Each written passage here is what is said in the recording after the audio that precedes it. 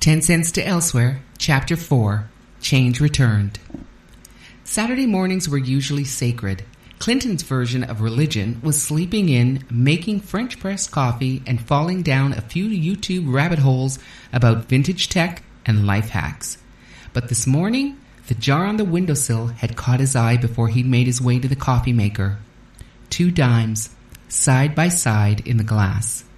He didn't want to be that guy, the one who built meaning into every coincidence, but here he was, staring at coins like they were tea leaves. Clinton's phone buzzed against the counter. It was Ricky. "You alive, or did the coin witch get you?" Clinton smirked and tapped a reply. "I'm alive. You?" The response came instantly. "Barely. Brunch at Spice Diner, 11 o'clock, and you're paying 'cause I'm spiritually broke." Clinton raised an eyebrow, thumb hovering over the screen. "What does that even mean?" Ricky responded, "It means I want pancakes and don't feel like justifying it." Clinton shook his head, the hint of a grin tugging at his mouth. Typical Ricky.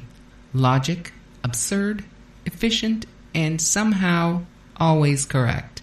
By 11:15, they were tucked into a booth at Spice Diner where the menu hadn't changed since 1990 and the waitress called everyone baby. Ricky Varela was already 2 sips into his mimosa and halfway through trashing the specials menu. "This menu was definitely designed to shame you into ordering a salad," Ricky muttered. Go ahead, Ricky. Order the pancakes. Ruin your life." "You came here for the pancakes," Clinton said, stirring his coffee. "Just surrender with dignity." "I plan to," Ricky said. "Just tell my abs that I went down fighting." He leaned in, his grin widening. "It's spiritual warfare. Speaking of which, coin girl?" "Talia," Clinton replied, letting the name sit on his tongue like a word that had been waiting to be spoken aloud. "Ah," Ricky said, sitting back. "So she has a name.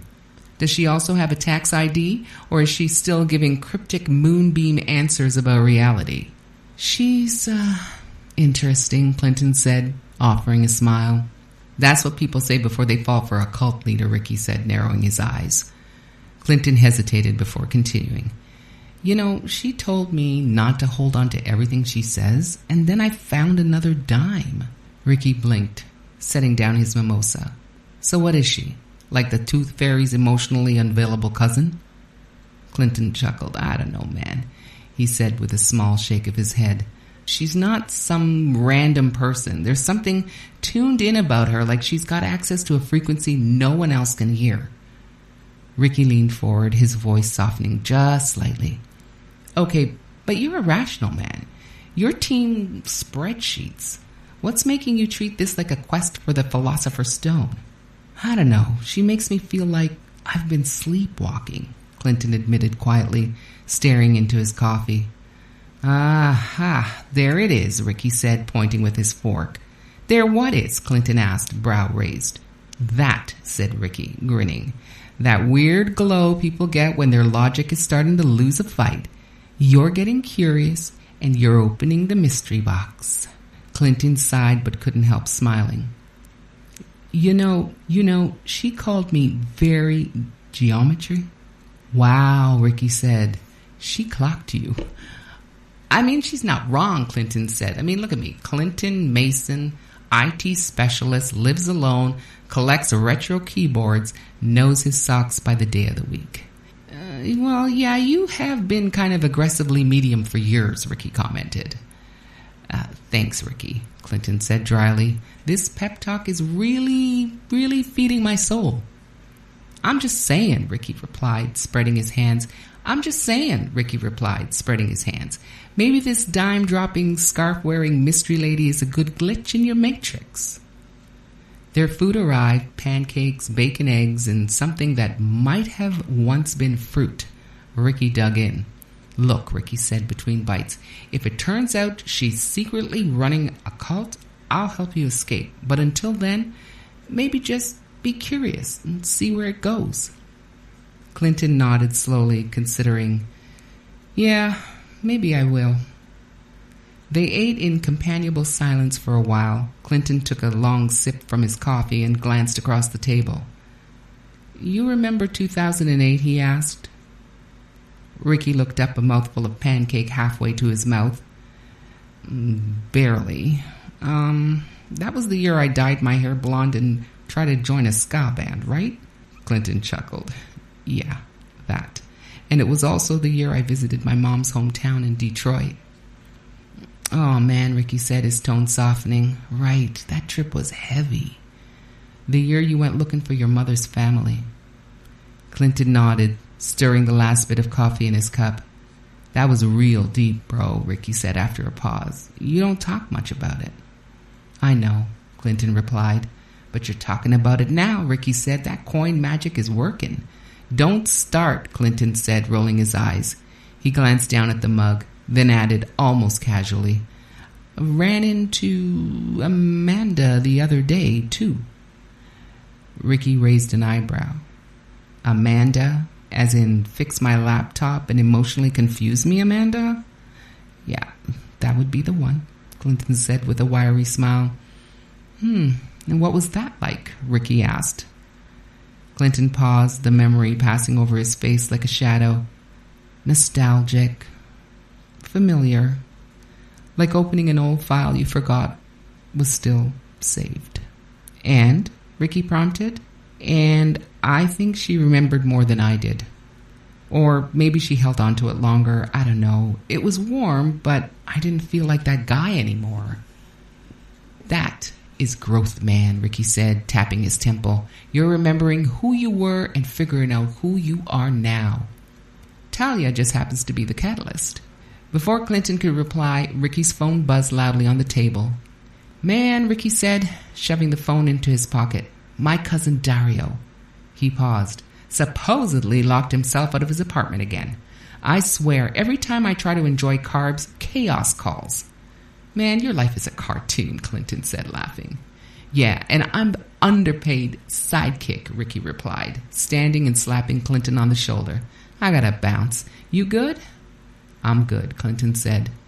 Ricky pointed a finger at him and said, you keep collecting coins and decoding fate, but if she offers you Kool-Aid, you run. Clinton smirked. Text me when your cousin gets back inside. As Ricky jogged out, muttering about how nothing in his family was ever easy, Clinton stayed behind, staring at his half-finished coffee. The booth felt quieter now. He flagged down the waitress. Could I get another coffee, he asked, and can I get the open-face meatloaf sandwich to go? For dinner, not cooking tonight. You got it, baby, the waitress said with a wink. When she brought the bill, Clinton handed her a 20.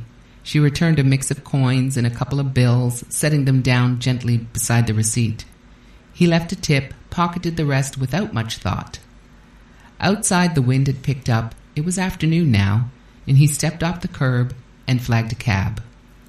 The driver, a heavy-set man in a black leather cap, nodded silently and started the meter. They rode in relative quiet for a few minutes. Clinton watched the blur of city life pass his window, a busker with a cello, a couple arguing in front of a laundromat, a kid with a balloon, and no apparent adult supervision. He glanced at the front mirror. Busy afternoon? Clinton asked. The driver shrugged. People don't sleep in this city, he said. They just change seats. Clinton smiled faintly and looked back out the window. He thought about Ricky, how he could be chaotic and theatrical, but always showed up when it counted. Aloof, sure, like the emotional capacity of a cat on a high shelf, but solid when the moment called for it. It was good to talk to him. Clinton didn't always realize he needed those check-ins until they happened. Clinton handed the driver one of the crumpled dollar bills from his coat pocket. The fare was a flat amount, 8 even. Clinton climbed the familiar stairs to his apartment, balancing the takeout bag, his keys, and his thoughts. Inside, the room greeted him with the usual calm. He set the sandwich down on the counter and emptied his pockets. Keys, coins, and the remaining change from the restaurant. Then he put the sandwich in the fridge for later. Pennies, a couple of nickels, 1 quarter, and there it was. A single dime. 2012. His stomach dipped, sharp and sudden. What was happening? This didn't feel random. It didn't even feel subtle. He'd just talked about that year with Ricky, with Amanda, the 2 conversations he hadn't planned, hadn't rehearsed. And now the coin was here, like a reply, like someone or something was listening. He swallowed, not afraid, not exactly, but aware. This wasn't a pattern anymore. It was a dialogue. On the windowsill, he added it to the jar. 3 now, 2004, 2008, and 2012. He walked to his bedroom, grabbed his notepad, and returned to stand in front of the jar. Then he wrote the years down, one under the other. He didn't know what he was looking for exactly, but he knew it wasn't random. Not to him. A soft breeze nudged the curtains. The room was quiet and steady. He crossed the room, leaned back in the chair, and stared at the numbers, then circled them. Somewhere in his mind he heard her voice. Pay attention to what repeats. He didn't know if she'd said it or if he just needed her to have said it.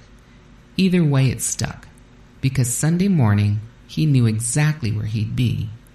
Platform, coffee, curiosity, and the start of a 4th dime.